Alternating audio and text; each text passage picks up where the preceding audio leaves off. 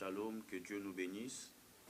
Nous voici encore aujourd'hui pour partager la parole du Seigneur. Moi, c'est le prophète bienvenu Kadima de l'église Vaillant Héros. Que Dieu vous bénisse de là où vous êtes, de partout où vous êtes en train de nous suivre.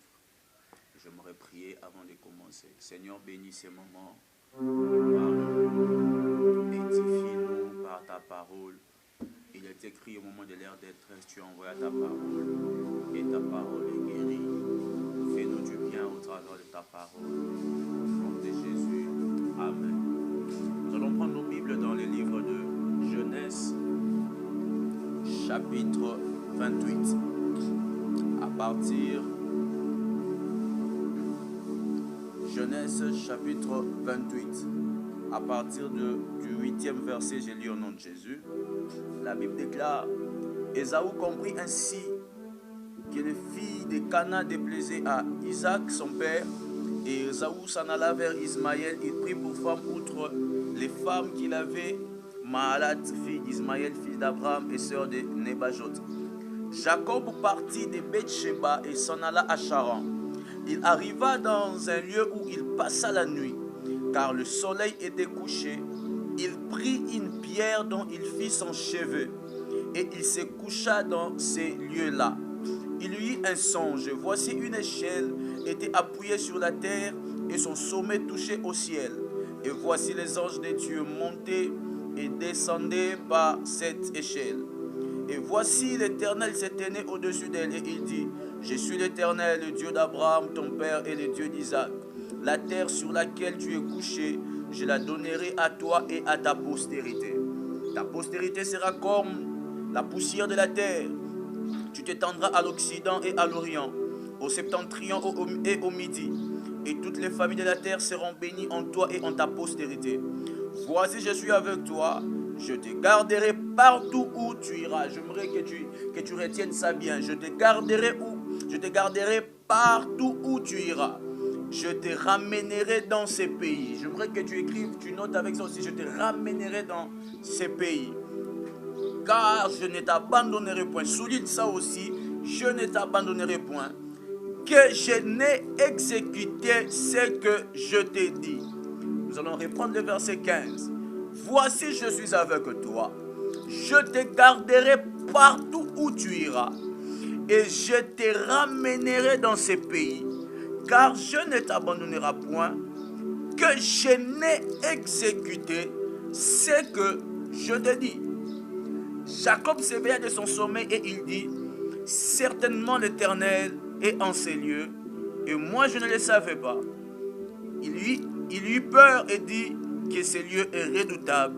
C'est ici la maison de Dieu, c'est ici la porte des cieux.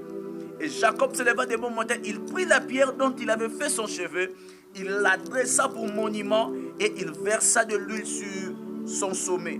Il donna à ce lieu le nom de Bethel, mais la ville s'appelait auparavant Luz.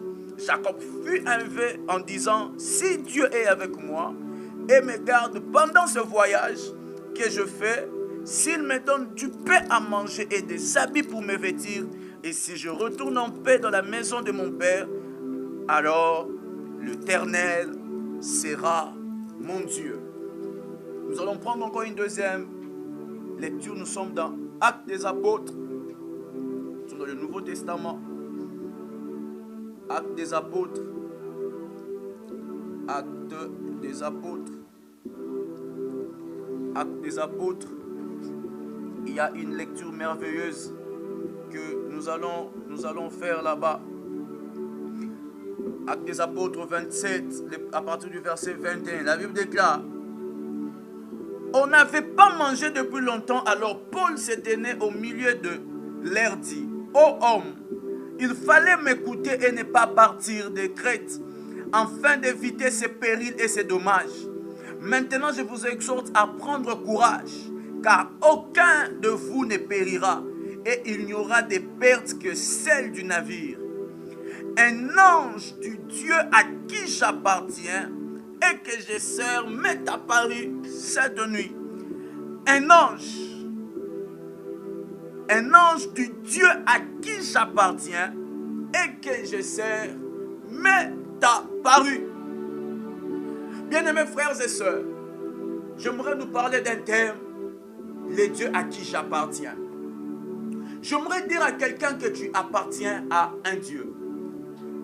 J'aimerais dire à quelqu'un, il y a une appartenance, tu appartiens à un Dieu. Et Dieu tient compte de son peuple parce qu'il a dit que je vous appelle mon peuple.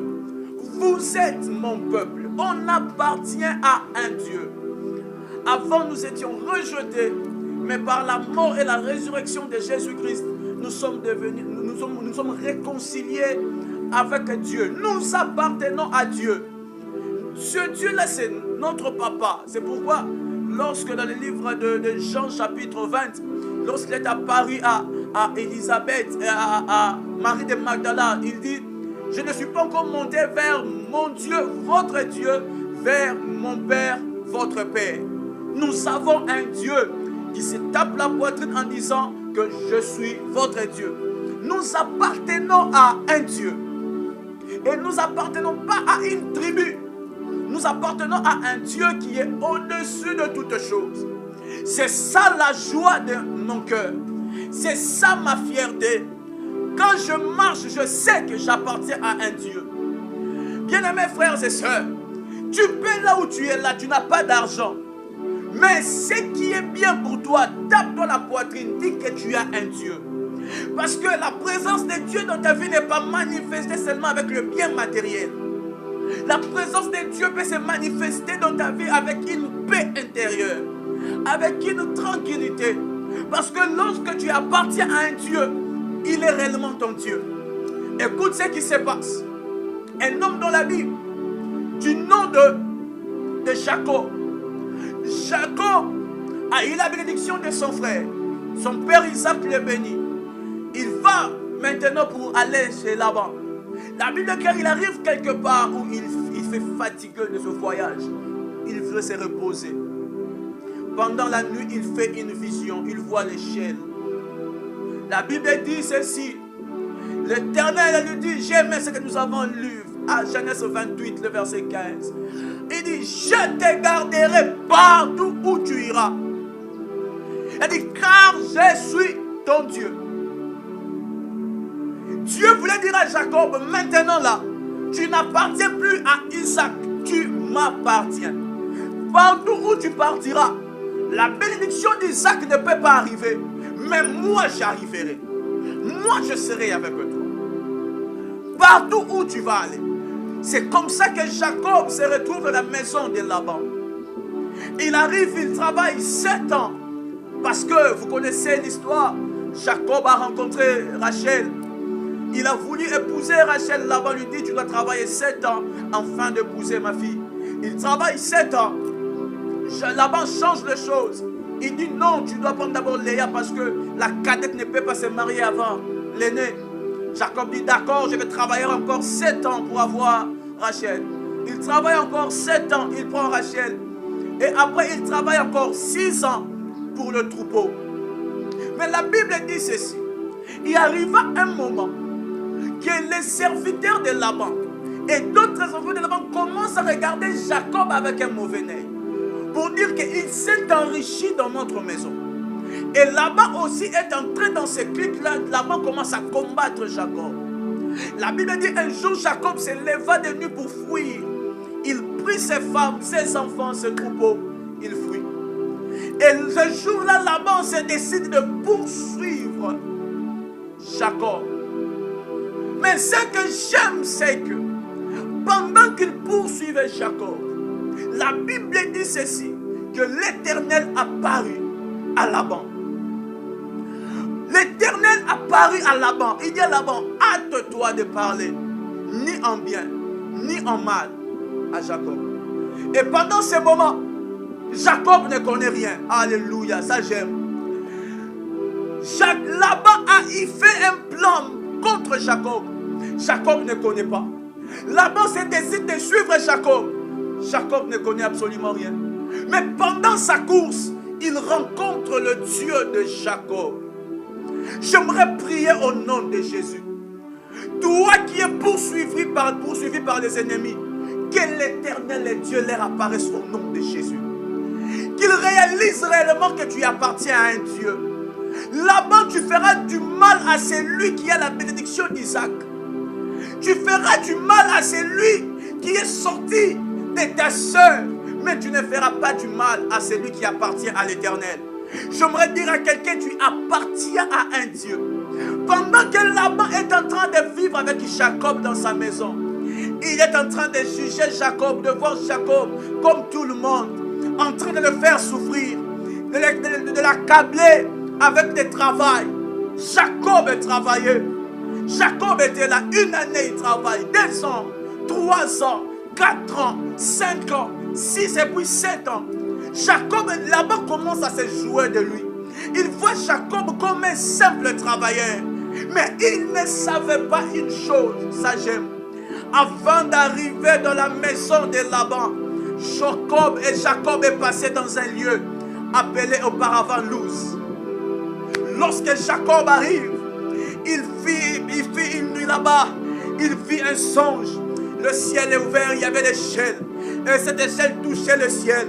C'est là que Jacob a rencontré Dieu. Et Jacob a eu une parole d'assurance que tu m'appartiens. J'aimerais dire à Laban, pendant que tu fais souffrir Jacob a un Dieu. Mais ce que j'aime, c'est ce que Job a dit. Job a dit, mon rédempteur est vivant, il s'élèvera le dernier. Vous savez, parfois les hommes du monde, ils pensent qu'ils nous font souffrir, que Dieu tarde à s'élever. Non, Dieu viendra qu'au bon moment. Parce que nous avons un Dieu. Avant d'arriver chez toi là-bas, Jacob est passé à Bethel. Jacob a rencontré un Dieu. Jacob a fait une alliance. D'ailleurs, dans l'alliance, Dieu a dit à Jacob, je te ramènerai ici. J'aimerais dire à Laban, tu ne tueras pas Jacob. Il ne mourra pas dans ta maison. Parce que le Dieu, tu l'as fait la promesse, il est fidèle. Il lui a dit que tu rentreras. J'aimerais dire à quelqu'un, tu rentreras. J'aimerais dire à quelqu'un que tu vas te marier. J'aimerais dire à quelqu'un que tu vas travailler. J'aimerais dire à quelqu'un que tu vas aller au ciel. Parce que c'est lui qui a fait la promesse et fidèle. Laban pense faire souffrir Jacob. Laban change son salaire 10 fois. Écoute ce que Jacob dit. Je n'ai pas donné de sommeil à mes yeux. Je travaillais pour toi. Tu as changé mon salaire 10 fois. Tu m'as fait souffrir. Tu pensais que ma vie allait se terminer dans ta maison. Tu pensais que j'allais crever dans ta maison. Mais une chose là-bas, tu ne sais pas. Que je suis passé à Bethel. Alléluia. Une chose que le monde ne savent pas. Que tu es passé à la croix. Et cette chose que le monde ne connaisse pas, que tu as rencontré Jésus-Christ. Tu l'as reçu comme Seigneur et Sauveur. Pendant qu'ils te voient, ils pensent que tu appartiens toujours à leur famille. Ces sorciers pensent qu'ils peuvent t'envoûter comme ils ont envoûté tout le monde. Mais ce qu'ils ont oublié, ce qu'ils ne savent pas, tu as une parole, que ce qui est entre les mains de Dieu, personne ne peut le toucher. Personne ne peut le faire du mal. C'est pourquoi David pouvait dire, même quand je traverse dans la vallée de l'ombre de la mort, je crains aucun mal parce que tu es avec moi. L'assurance de la vie, c'est parce qu'on appartient à un Dieu. Celui qui appartient à un Dieu n'a pas un langage comme tout le monde. Actes des apôtres 27, la Bible dit ceci.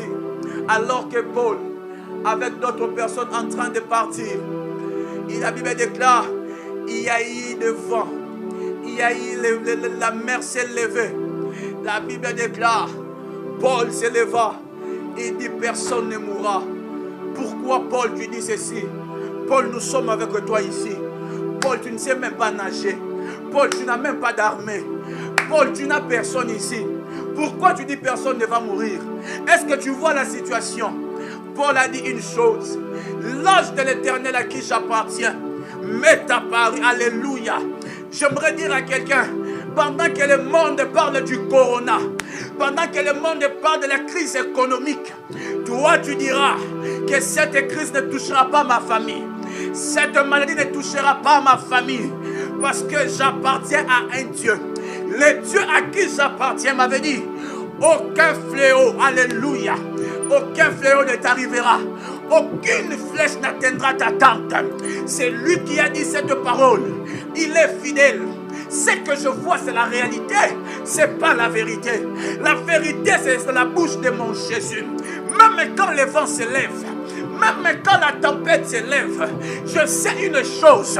Je ne suis pas dans la barque de Jonas. Je suis dans la barque de Jésus. Dans la barque de Jonas, lorsque les vents s'élèvent, on prend Jonas, on les jette. Mais dans la barque de Jésus, il ne faut que les réveiller. Maître, regarde ce qui nous arrive. Il y a une chose, les maîtres d'or. Les maîtres d'or, parce qu'ils savaient les dieux à qui il appartient. Il lui avait dit que la mort sera à Golgotha. La mort ne sera pas dans une barque. J'aimerais dire à quelqu'un, ton rendez-vous final, c'est le ciel. Personne dans ce monde ne te fera du mal. Parce que là, dans le ciel, il y a un Dieu. Alléluia. J'aime ces trois jeunes hommes. Shadrach, Meshach, Abednego.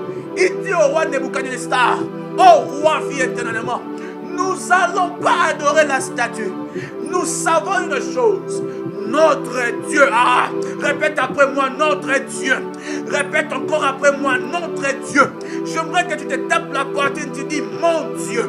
J'aimerais te dire que tu as un Dieu. Ils ont dit notre Dieu peut nous secourir. Mais s'il ne nous secourt pas, nous préférons mourir. Je sens que Dieu veut faire du bien à quelqu'un. Bien-aimés frères et sœurs, tu appartiens à un Dieu. Tu appartiens à un Dieu. La Bible dit ceci. On a pris ces trois jeunes hommes. On les a jetés dans la fournaise ardente. La fournaise ardente. Alléluia. Écoute l'erreur du roi. Il fait ceci. Il ne savait pas que ces trois jeunes hommes appartenaient à un Dieu.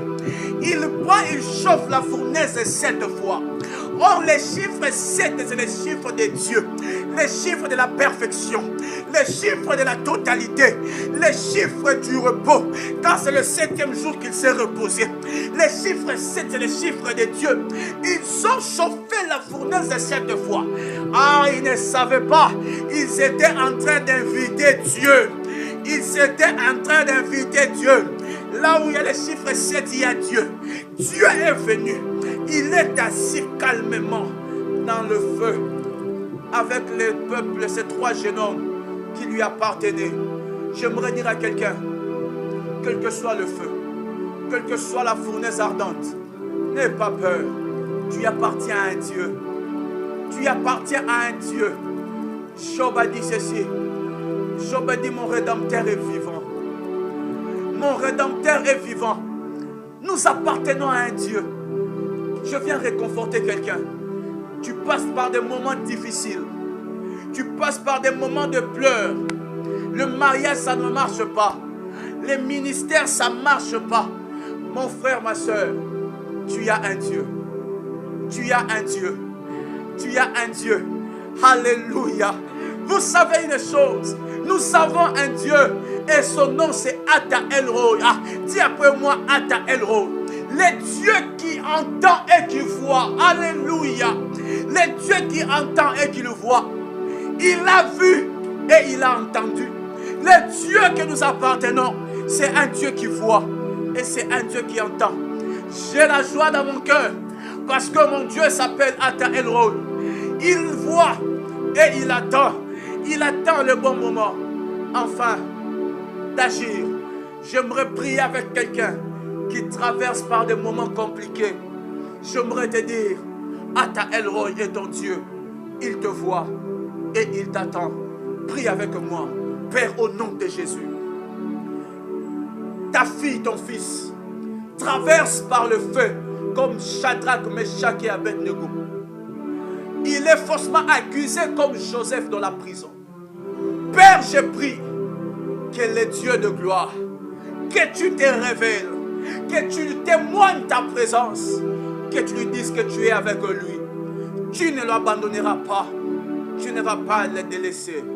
Au nom de Jésus, toi qui es fatigué, reçois la force, que le Dieu du ciel te fortifie. Amen. Que Dieu nous bénisse. J'aimerais parler à quelqu'un. Tu as un Dieu. Ne pleure pas. Ne te lamente pas. Ton Dieu s'appelle Ata El Roi. Le Dieu qui te voit et le Dieu qui t'entend. Que Dieu nous bénisse.